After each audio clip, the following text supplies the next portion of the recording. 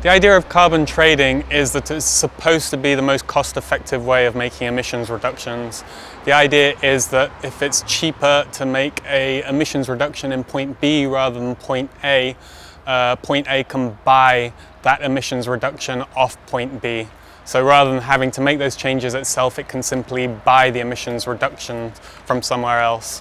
In practice, how this is playing out is that it's providing an opportunity for businesses, companies and countries in the global north to delay making the costly infrastructural changes to low carbon technologies and practices. Now, it's just a bit of a craziness in that with all we know about climate change from things like the Stern Review says that the longer we delay these changes from happening, the more expensive it's going to be, the more problems we're going to face. But somehow we've ended up with a system whereby it's designed to delay those changes from happening. People cite the example in America of the Clean Air Act of 1990 as the precursor to carbon trading, saying that's the big success story which has given us the grounds to pursue carbon trading now.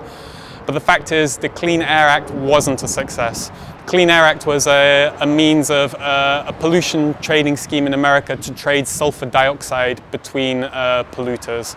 And over its 20-year history, it's expected to have reduced atmospheric sulfur by 35%, which people claim as being the great success.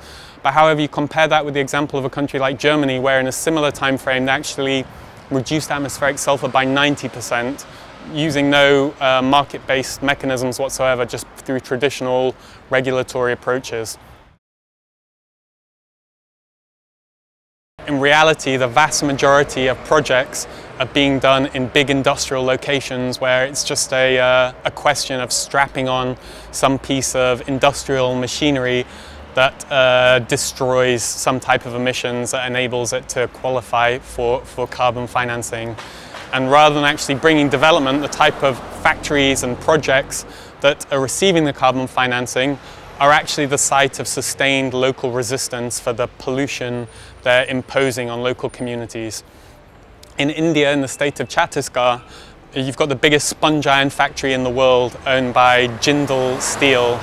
Now, sponge iron is notoriously dirty in terms of atmospheric pollution, in terms of polluting groundwaters.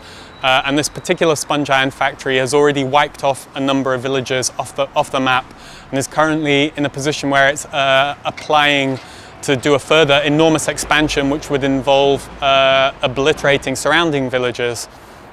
And that's been the site.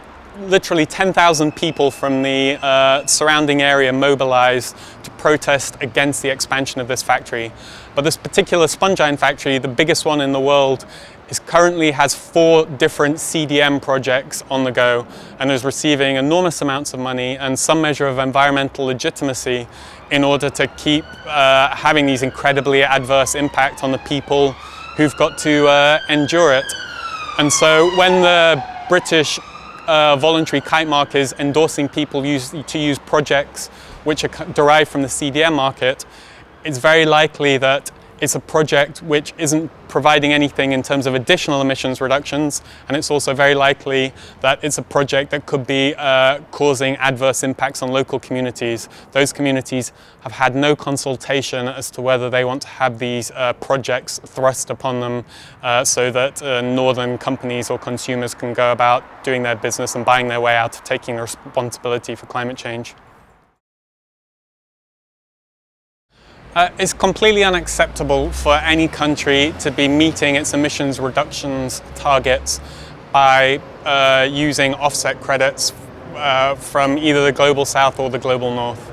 You could develop 1 billion windmills all over the planet that would justify extracting every last drop of oil and every last lump of coal and burning it. And obviously, despite the fact that you would have offset all the emissions, you've still got enormous amounts of atmospheric carbon, creating runaway climate change, and we're in a position where we're quite shafted for generations to come.